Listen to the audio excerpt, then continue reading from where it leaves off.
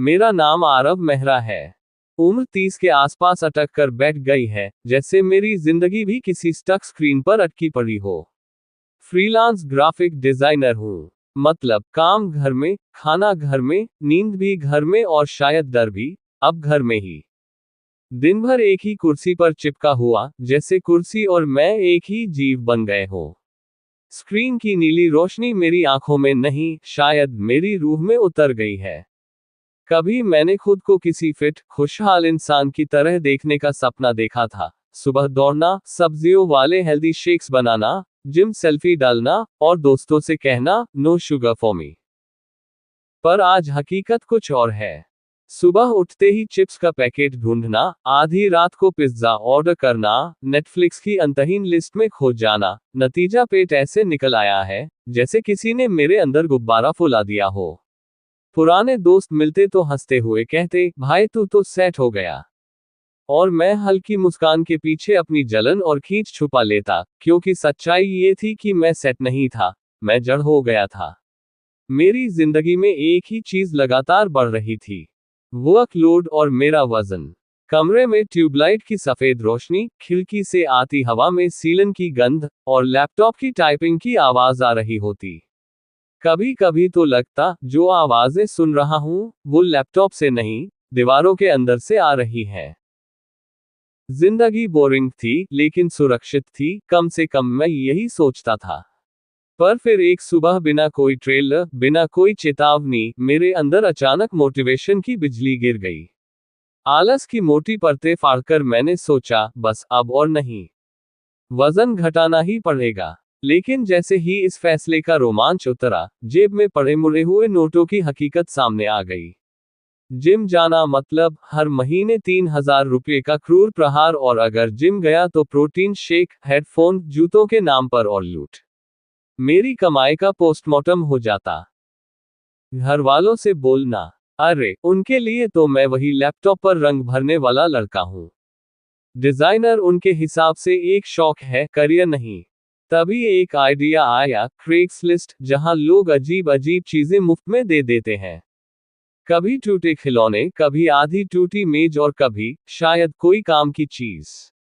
मैंने टाइप किया, free elliptical, और उछल पड़ा। एक ऐड सामने था, एक काली, पुरानी लेकिन मजबूत दिखने वाली एलिप्टिकल मशीन। तस्वीर में उस पर धूल जमी थी, लेकिन उसका हैंडल किसी जानवर की रीढ़ जैसा लगता था। बस एक स्पीकर टूटा था, बाकी सब ठीक लिखा था। मेरी लालच और फिटनेस के सपनों ने दिमाग पर राज कर लिया।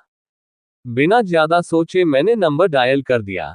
हेलो, क्या ये मशीन अब भी उपलब्ध है? फोन के दूसरी तरफ एक अजीब सी खामोशी पसर गई, उस खामोशी में जैसे हवा रुक गई हो। फिर एक आवाज आई, धीमी, थकी हुई, पर कुछ अनकही बेचैनी लिए हुए। हाँ है, आप चाहें तो आकर ले जाए, लेकिन जल्दी। उनका नाम था जीनत। उम्र कोई 50-55 रही होगी। आवाज में एक अजीब सी खराश और झिझक थी, जैसे वो हर शब्द सोचकर बोल रही हो, या कुछ छुपा रही हो। एक पल के लिए दिल ने कहा, यार कुछ तो ठीक नहीं। मगर फिर दिमाग बोला, फ्री की चीज और फिटनेस दोनों भगवान का आशीर्वाद होते हैं। और मैं मान गया। तब तक मुझे क्या पता था कि कभी कभी फ्री में मिल रही चीजें सबसे महंगा सौदा बन जाती हैं। मशीन घर आए, और कुछ अजीब भी। मैंने पापा की पुरानी बोलेरो निकाली और जीनत आंटी के बताए पते की तरफ चल पड़ा।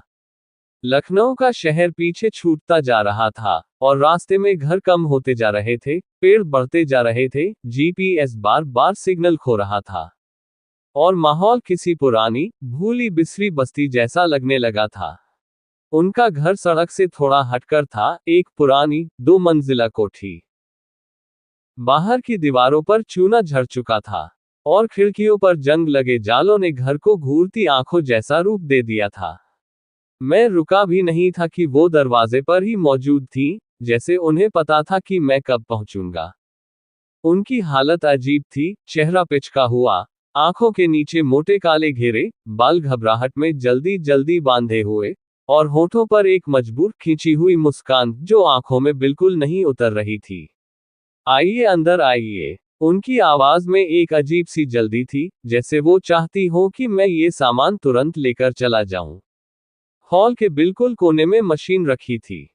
वही जो तस्वीरों में थी, काली, भारी, लोहे की बनी, लेकिन सामने से देखने पर उस पर खरोंच के गहरे निशान भी नजर आ रहे थे, मानो किसी ने उंगलियों के नाखूनों से उसे नोचा हो।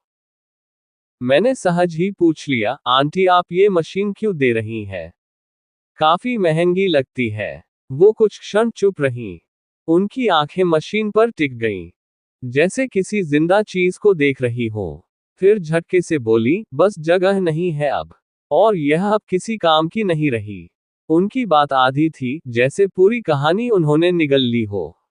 मैंने ज्यादा टटोलना सही नहीं समझा। फ्री की चीज के साथ जांच पड़ताल का क्या मतलब? काश मैं उस वक्त समझ पाता कि कुछ चीजें मुफ्त इसलिए होती हैं क्योंकि कोई उनसे छुटकारा पाना चाहता है। मैंने मशीन बोलेरो में चढ़ाई। जीनत आंटी बस दूर से देखती रहीं, उस चेहरे पर राहत थी, सांस लेते हुए जैसे बोझ उतर रहा हो। लेकिन कुछ अजीब भी था, जैसे उनकी नजरें मशीन से हटी नहीं रही थी। और जब मैं रवाना होने लगा, उन्होंने धीरे से कहा, अगर रात में इसकी आवाज आए तो डरना मत। मेरी रीढ़ में अचानक ठंडक दौड़ गई। मैंने पलट कर देखा, पर वो अंदर जा चुकी थी। मैंने खुद को समझाया, शायद मोटर की आवाज की बात कर रही होंगी। मशीन लेकर मैं घर लौटा, दिल में एक नई उमंग थी कि अब मैं भी फिट हो जाऊंगा। काश मुझे पता होता कि उस मशीन ने पहले भी किसी का पीछा नहीं छोड़ा था, और अब उसका निशाना मैं था। पहले ही दिन मैंने मशीन पर चढ़कर पूरे 20 मिनट तक पसीना बहाया। दिल धड़क रहा था, सांसें फूल रही थीं, और मैं खुद को आईने में देखकर सोच रहा था, यही है फिटनेस की शुरुआत। शरीर थकान से बोझिल हो गया था। मैं बिस्तर पर गिरा और पता ही नहीं चला कब नींद ने मुझे जकड़ लिया। लेकिन रात के करीब 2:45 बजे एक आवाज ने नींद की जंजीरें तोड़ दी। आंखें खुली तो पहले तो लगा, शायद छत की पानी की टंकी चल रही होगी, या बाहर बारिश शुरू हो गई होगी। पर खिड़की से झांका, आसमान पूरी तरह साफ। कोई बादल तक नहीं। फिर धीरे धीरे एहसास हुआ, ये आवाज तो उसी मशीन की है। मेरा दिमाग पहले हल्का सा हंस पड़ा, यकीनन मेरा रूममेट होगा, फालतू मजाक कर रहा होगा। मैंने कमरे से बाहर निकलते हुए आवाज लगाई, ओए जॉन, रात के 2:30 बजे कार्डियो करता है क्या? सोने दे यार। पर जैसे ही हॉल में पहुंचा, मैं जम गया। कोई नहीं था। मशीन बिल्कुल स्थिर खड़ी थी। स्पर्श किया, लोहे की ठंडक ने हथेली सुन्न कर दी। आवाज पूरी तरह बंद। ऐसा लगा जैसे आवाज कभी थी ही नहीं। जैसे वो मेरे कदमों की आहट सुनकर छुप गई हो। मेरी रीढ़ में बर्फ उतर गई। दिल इतनी तेजी से धड़क रहा था कि उसकी धुक धुक कानों तक गूंज रही थी। मैंने खुद को जबरन समझाया, शायद सपना देखा होगा। थकान है, दिमाग शरारत कर रहा है। दरवाजे का लॉक चेक किया, अंदर से ही बंद। जॉन भी सो रहा था। उसके कमरे से खर्राटों की आवाज आ रही थी। मैं वापस बिस्तर पर गया, पर नींद नहीं आई। मैं बस छत को घूरता रहा और अपने भीतर उठते उस डर की सरसराहट को नजरअंदाज करता रहा। क्योंकि सच तो ये था, खेल तो अभी शुरू ही हुआ था। और वो खेल मैंने नहीं चुना था। रात वाली घटना को मैं पूरी तरह दिमाग से निकाल देना चाहता था। सुबह उठकर मैंने फिर वही जोश दिखाया, जूते पहने, ईयरफोन लगाया और मशीन पर चढ़ गया। पसीना बहता रहा, सांसें तेज होती रहीं, और अंदर कहीं एक आवाज कहती, आरव तू बदल रहा है। लेकिन जैसे ही मेरी नजर मशीन की स्क्रीन पर गई, दिल एक पल को थम गया। कल रात एक्स्ट्रा स्टेप्स रिकॉर्ड थे। मैंने तो मशीन को बंद किया था। दरवाजा भी अंदर से लॉक था। और इसे मुझे छोड़ कोई छूता भी नहीं। मेरे दिमाग में सवालों का तूफान उठा, क्या मशीन में कोई सेंसर गड़बड़ है? क्या मैंने नींद में वर्कआउट कर लिया?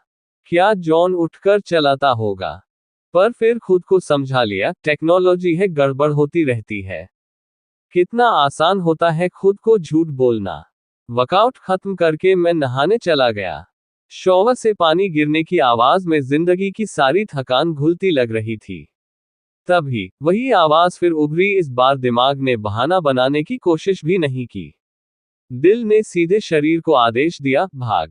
भीगे हुए तौलिए में ही पानी टपकाते हुए मैं हॉल की तरफ दौड़ा और ये दृश्य मेरी नींद, मेरी तसल्ली सब चकनाचूर कर गया। मशीन चल रही थी अपने आप। हैंडल ऊपर नीचे, पैडल धीरे धीरे घूम रहे थे, जैसे उस पर कोई अदृश्य इंसान पूरे जोश में वर्कआउट कर रहा हो। मैं दरवाजे पर जड़ हो गया। आंखें फटी की फटी, गले में आवाज अटकी हुई। एक तीखी सिहरन गर्दन के पीछे से रीढ़ की हड्डी में उतरती चली गई। उस समय मैंने पहली बार महसूस किया, यह मशीन चल नहीं रही, ये चलवाई जा रही है। और जिसे चलाने में मजा आ रहा था, वो मैं नहीं था। अब डर मेरे दिमाग में नहीं, मेरी नसों में दौड़ने लगा था। मशीन से बदबू आने लगी थी, पसीने से भी गहरी, मानो किसी सड़ती हुई त्वचा की मिली जुली गंध। जॉन ने भी नोटिस कर लिया, भाई वर्कआउट के बाद नहा लिया कर। वो हंस रहा था, मगर मैं अंदर से टूट रहा था। मैंने फैसला किया, अब और नहीं। सीधा उसी जगह जाना होगा जहां से यह बुराई आई है। जीनत आंटी का घर, वही पुरानी कोठी। इस बार वो दरवाजा ऐसे खोलती हैं जैसे किसी भारी बोझ से आजाद हो।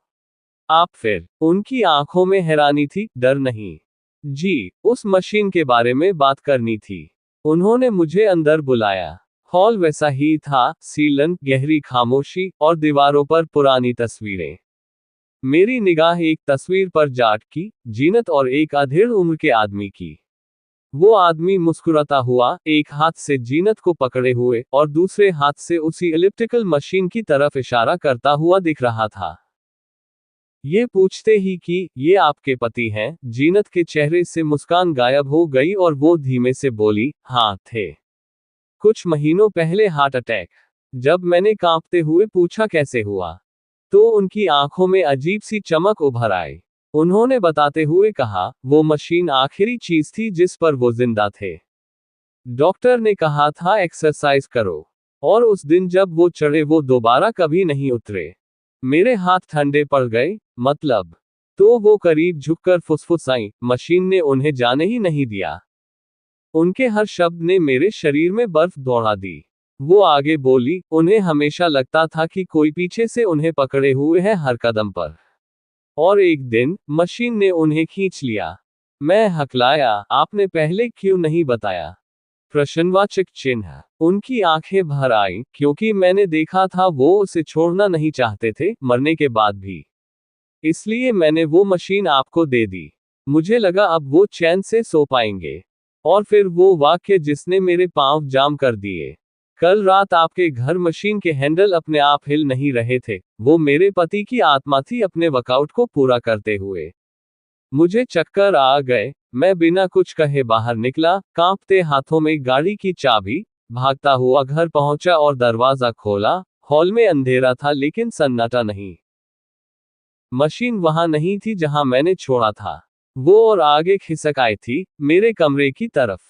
और उस पर एक भारी इंसान के कदमों जैसे ताजा निशान थे।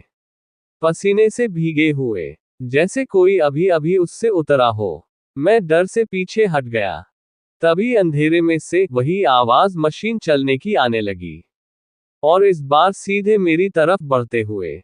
अदृश्य पांव पैडल पर, अदृश्य हाथ हैंडल पर उसकी मौजूदगी छूती हुई। एक ठंडी हवा ने मेरे कान के पास फुसफुसाया, एक्सरसाइज खत्म नहीं हुई है।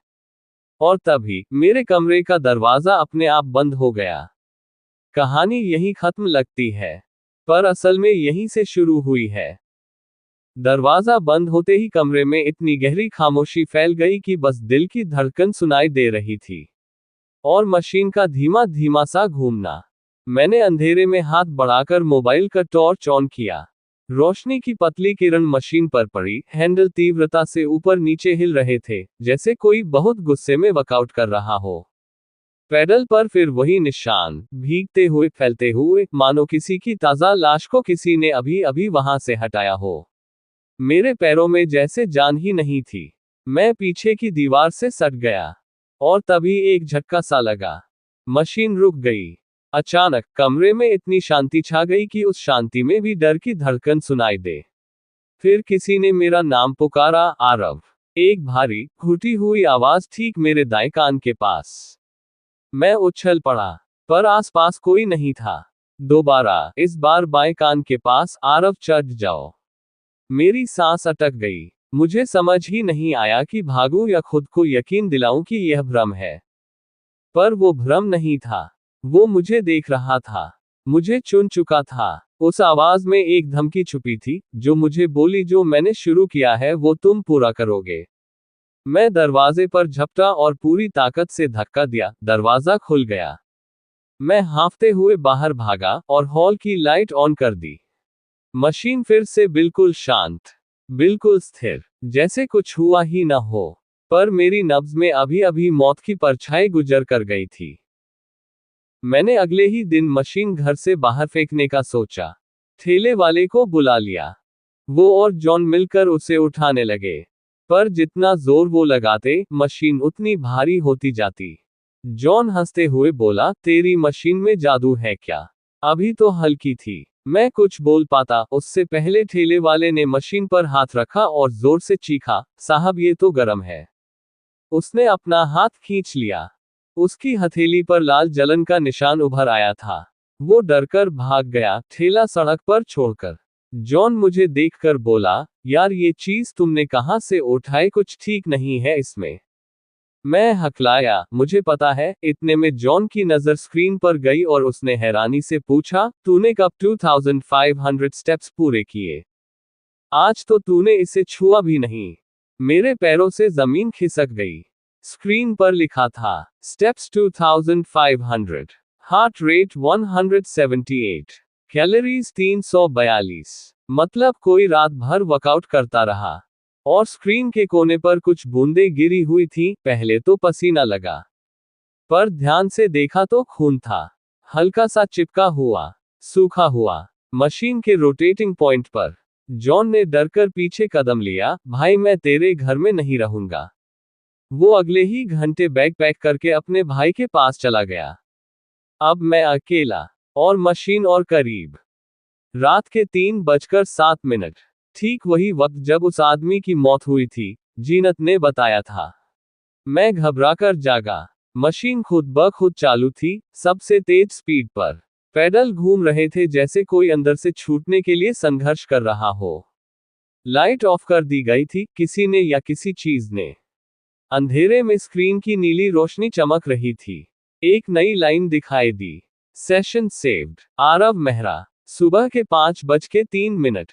Progress 12% completed. आरव मेहरा मेरा नाम। मेरे हाथ कांपने लगे, आंखों में आंसू भर आए। और तभी एक ठंडी हथेली मेरी पीठ पर रखी गई। मैं मुड़ा, पर वहां कोई नहीं था। फिर भी एक दबाव महसूस हुआ, किसी ने मुझे पकड़ लिया था। और मशीन मेरी तरफ बढ़ रही थी। मेरे हाथ पांव ठंडे पड़ गए। तभी मशीन के हैंडल अपने आप उठ गए।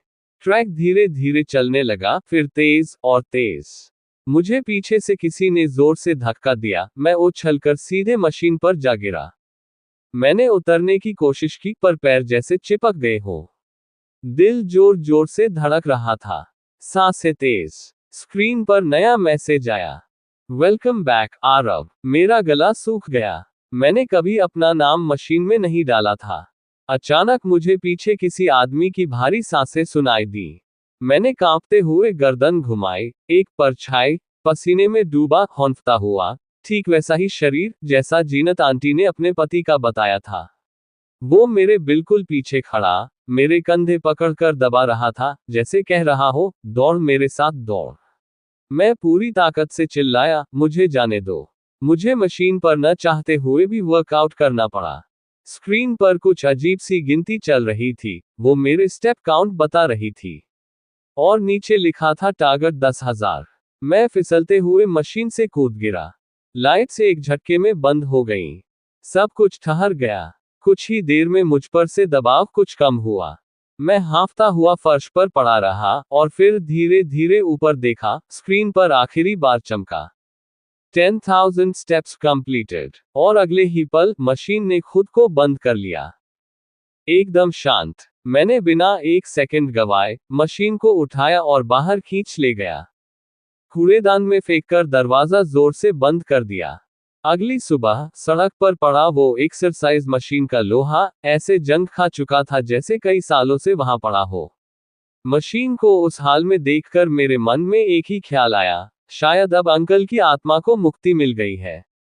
लेकिन आज भी रात को जब मैं अपने बिस्तर पर लेटता हूं, तो दीवार के पार से कभी कभी एक धीमी सी आवाज सुनाई देती है, जैसे कोई अब भी अधूरे कदम पूरे करने की कोशिश कर रहा हो।